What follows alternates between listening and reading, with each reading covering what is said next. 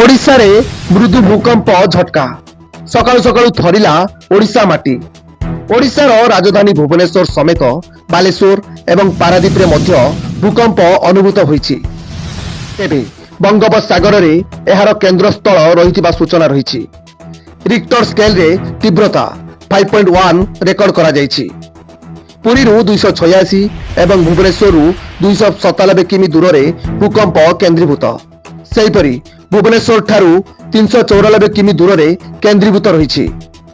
तेबे एहार झटका भारत एवं बांग्लादेश रे मध्य अनुभूत होईछि।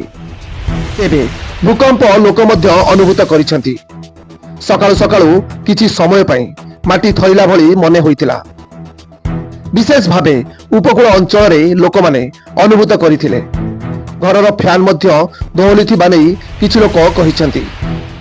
भूकंप नै कौनसी क्षयक्षति वर्तमान सुधा सामना को आसी पारि नाही। ब्यूरो रिपोर्ट 10 बजे टीवी। एमिति नुआ नुआ न्यूज अपडेट पई आम चैनल को सब्सक्राइब करंतु। हां लाइक शेयर करिया पई जमा भूली बेरी। नमस्कार।